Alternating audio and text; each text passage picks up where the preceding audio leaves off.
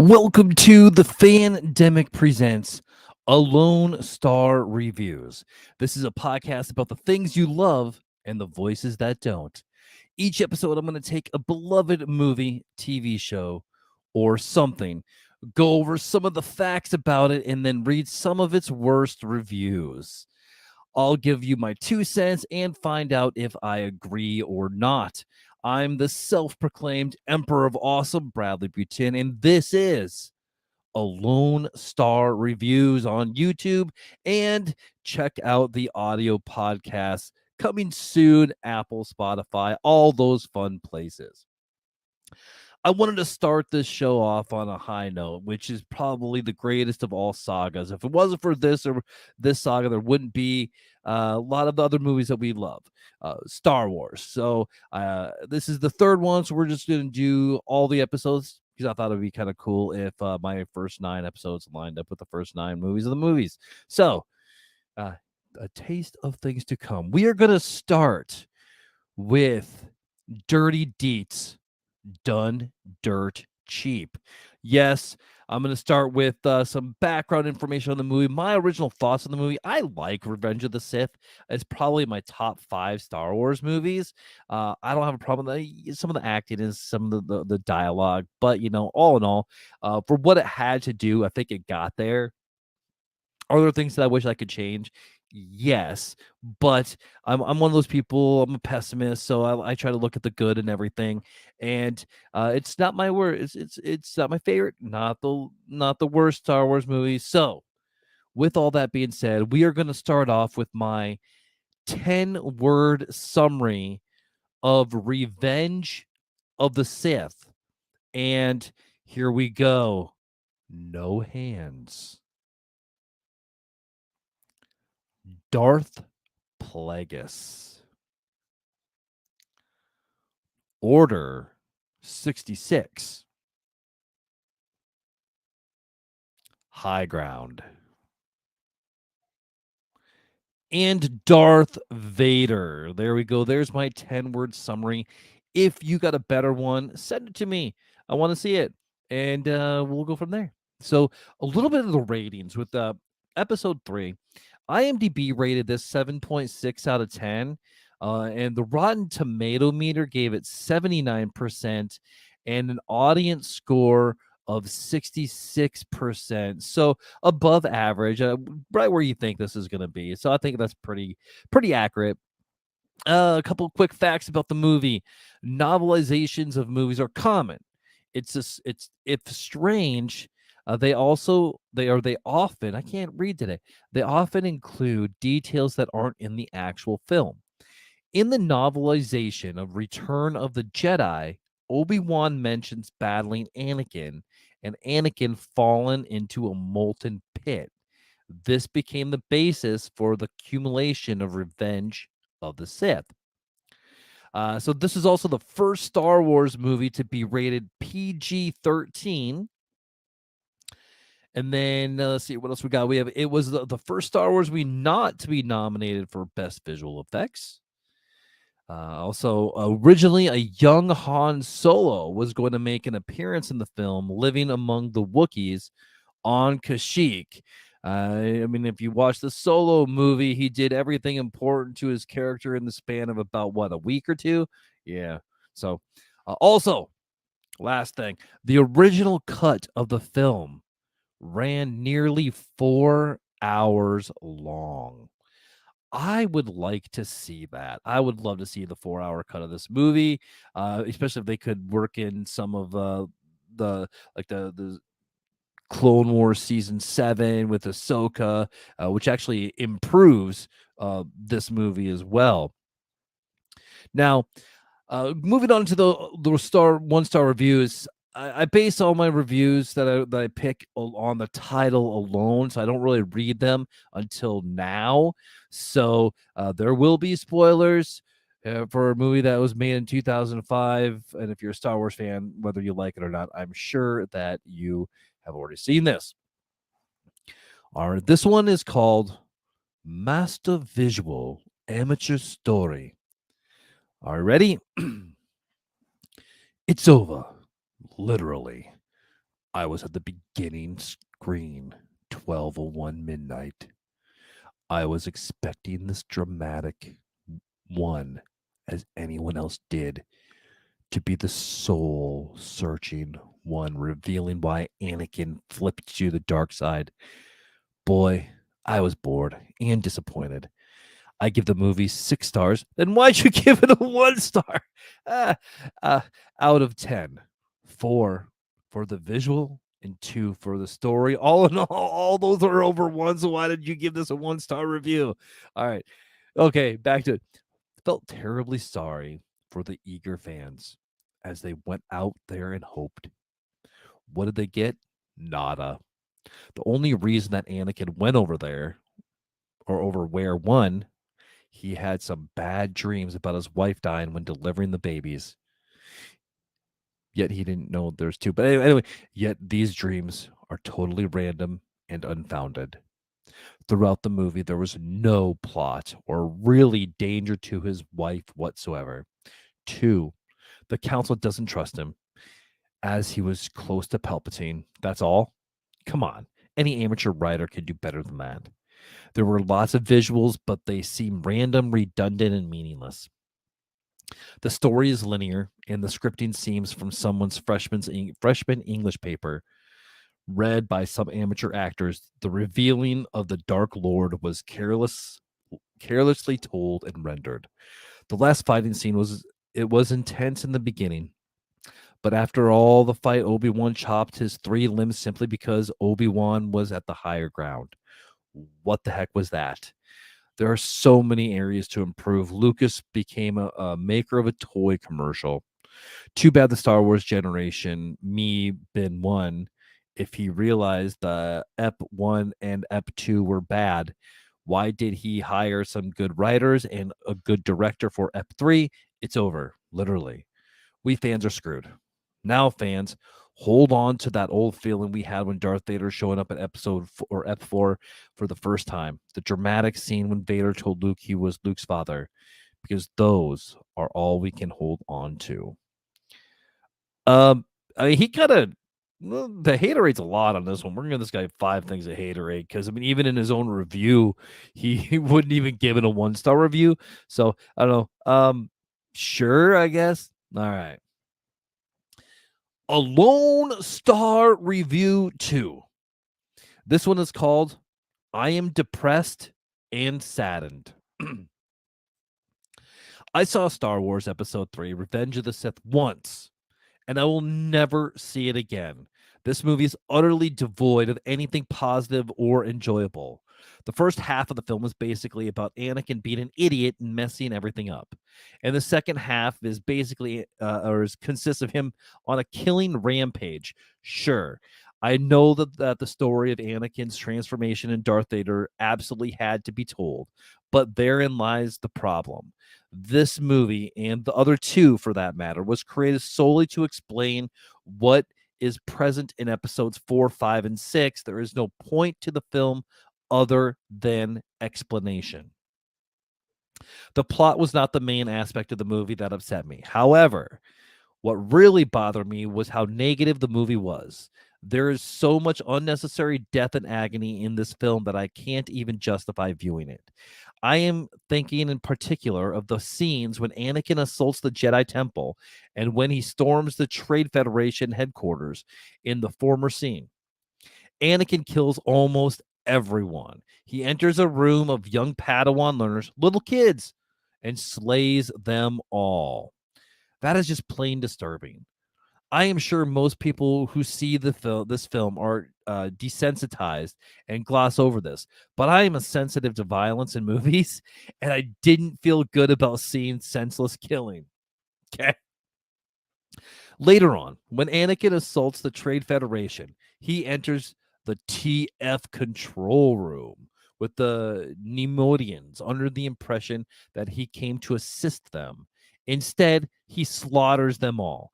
The Nemodians are unsuspecting and don't put up much of a fight. They try to plead for their lives, but Anakin doesn't listen. The last one he kills, Newt Gunray, even explains the war is over a bad impression. Anakin's killing is totally unnecessary, yet Anakin slashes Gunray across the chest and kills him. I was so confused during this scene because of the Nemodians are previously portrayed as cunning and selfish. But I feel sad when I see Anakin murder one of them. I used to think that the Nemodians were stupid characters, but they suffer so much in Ep 3 that I feel bad for them and bad about the violence they are involved in. Everything basically adds up to a great deal of suffering and violence. Each good character either dies or fails in this movie. Obi-Wan fails. He says so during the final showdown with Anakin. Yoda fails also. Padme dies. The Jedi are wiped out. Anakin is a big idiot who does everything wrong and destroys the loved one he was questing to save.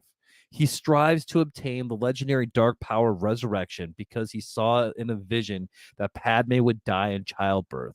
He destroys the Jedi Order, kills little kids, and turns against his master just to save Padme. But he even kills Padme. His anger at the total rejection of Padme drains her will to live. The fact that the movie is poorly made doesn't help the horror content. This brings me to my final complaint, and the one most relevant to Star Wars universe. First of all, let me say that I am a Star Wars fan, not the kind of fan that simply thinks the movies are good. I've obviously seen each episode of the original trilogy many times and have come to appreciate the cinematic experience they bring to the viewer. The reason they are so good is because, aside from being excellent from a movie making standpoint, they offer a completely absorbing universe for you to step into. As a collector of Decipher's Star Wars CCG Awards, I have immersed myself in the amazing scope of this universe. Have you ever wondered why people watch the original 3 films hundreds of times and never tire them? This is the answer. There is so much intricacy. I can't talk. So much care in each detail that the Star Wars universe comes alive. That is what makes sci-fi good movie. A sci-fi good movie. And that is why Star Wars endures to this day. Thousands of models and landscapes were created by hand in the new trilogy. Everything is computer generated, which contributes to the washed out, boring scenes. As I have previously stated, the new films are so plot driven that they don't engage the worlds that they take place on. In the original trilogy, scenes were staged in memorable locations that an interested viewer will become very familiar with. In F3, the plot jumps from planet to planet without creating attachment to a particular place. In contrast, everyone knows Tatooine from seeing the original trilogy. They know what it looks like, the creatures that live there, and why it is so important. I don't even know. I don't even know the names of half the planets that appear in episode 3. And if I did, I wouldn't care. The environments are so indifferently rendered that no attachment to a particular place is created. I am sorry for writing a review this long. I simply wanted to express my depression after seeing this movie. It absolutely fails at everything. Not only is it poorly made, but it is so depressing that there's no point in watching it. Who would want to watch a depressing movie if there is not some positive benefit to outweigh the negative? Not me. I don't understand what George Lucas was thinking when he made this film. He is obviously so full of himself that he forgot how to make a good movie. Okay, I'm trying to read this as it is here. As episode 3, Revenge of the Sith is, it helps me appreciate the magnificence of the original movies a little bit more. Episodes 4, 5, and 6 were so amazingly well done that even the man who thought them up doesn't understand what makes them enduring classics. There is nothing more to do except treasure the experience of those original 3 Star Wars films. Nothing like them will ever happen again. He's right in that. Nothing will ever happen like the original 3 movies. But this is the tragedy of Darth Vader. This is the tragedy of Anakin. It has to end on a sad note. It has to be that way because episode 4 is called A New Hope. So I think he was off there. I mean, definitely is drinking a lot of haterade. He not as bad as the last guy. We're gonna give him 3 haterades on this one. But the first 6 movies is all about Anakin Skywalker. His rise and his fall. I mean, they showed him as at the height of his Jedi in episodes 1 and 2 and 3. Why he falls into? Do I think they could have done that better? Yeah. Do I think that he should have just drained Padme's life force? I mean, I think that could have been better as well. But hey, It's all right. So all in all, I like it. Good review. I think you hit some things on there. I don't think it's deserving of a 1 star from you, but hey, your opinion's your opinion. So, all right, cool. All right. A lone star review number 3. This one is called Luke, I Am Your Father. But this is not your father's Star Wars. Good job. Well done, sir. Ugh! Where to begin? These movies are We're going to start that one over. Ugh! Where to begin? These movies are horrible. Each one worse than the previous one. Really? Okay. Or at least all equally dire. I think we were all fooling ourselves thinking things would get any better after seeing Jake Lloyd cast as young Anakin and Hayden Christensen as older Anakin. Besides that, though, an inordinate amount of time was wasted on endless hordes of ugly digital aliens and droids in pod races and very little on the story. Sadly, Lucas clearly did not care for the story, dialogue, and acting. He's admitted as much, as I understand it, and was more interested in cramming every possible frame with some digital creature or effect. As a result, we see no viable transition from good Anakin to bad Anakin, the slaying of all the Tusken Raiders. Okay, cool. Slaying all the younglings. All right, awesome. Instead, we are subjected to possibly the worst plot contrivance ever devised. I like that word, contrivance. Amongst a host of other ridiculous plot devices, to say nothing of a moronic coincidences that proliferate in these movies. The confounding thing is that even in the last film, where you still might be able to salvage some time and show a logical progression from Skywalker to Vader, there is a plenty of time wasted and fluff to spare, including the introduction of one of the most pointless characters ever created, Count Grievous. Well done. Okay. I mean, why chronicle the rise and fall of Anakin Skywalker, the main protagonist of the trilogy, when you can show a coughing robot? This could have been a true saga. Instead, it is a blight on the franchise and a travesty. Again, I read these as close as much as I can as exactly how it is on the paper. I know it's Count Dooku and General Grievous. I don't know if that was sarcasm on their part, but okay. This could have been a true saga. Instead, it was a blight on the franchise and a travesty. As for the effects, I deplore the look of all these movies. They don't evoke the feeling of the original films at all. It's all a big headache inducing mess, but it's only fitting that the effects stink since the story is 5 times as repellent. You can't polish a turd, as the saying goes, or as that horrible little booger would put it, polish a turd, you cannot. Okay. So sure. This guy, 5 haterades on this guy. Although I do like contrivance. I love that word. I'm gonna use it 3 times today. Other than that, man, what did you think of these reviews, these 1-star reviews? Were they fair?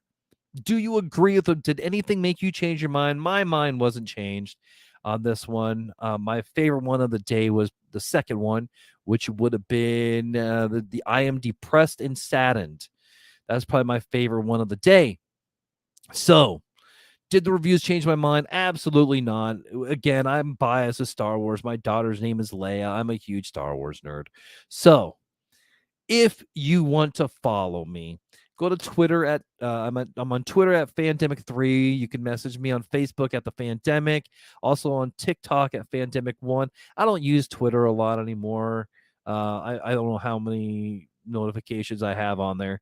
So if you want to support the show, However, there's several ways to do so. You can buy me a coffee at buymeacoffee.com/thefandemic. And if that's what you would like to do, then myself and my podcast partner, Brian S. Dennis, we will toast you or roast you, maybe do both, on the next episode of Revenge of the Nerds. You can also find us on Patreon at patreon.com/PVOTN Fandemic. You can become an episode assistant, an episode producer, a prevenge producer like Stacy, or yes, you could be part of the Council of Nerds, starting at $5 a month. You can become a monthly supporter at anchor.fm /PVOTN. You can go straight to PayPal or Venmo at Bradley Butin. I'm always looking to get better gear, make things a little better. Who knows, man? You got a producer, help out some of the technical stuff. You never know. Or just share the show with someone you want to make a little more awesome. Don't forget to leave a 5-star review, and let's talk about all this stuff. I will always talk about Star Wars. You can also check out my other podcasts. Yes, the Fandemic, the Revenge of the Nerds, everywhere you get podcasts. You can also order my kids' books, Leveling Up My Awesome, and Stuffed Animal Night Force versus the Dream Invaders on Amazon, or contact me for autographed copies. All right, so to end the episode, I just want to say one thing. Don't let today end with a why didn't I? Have a great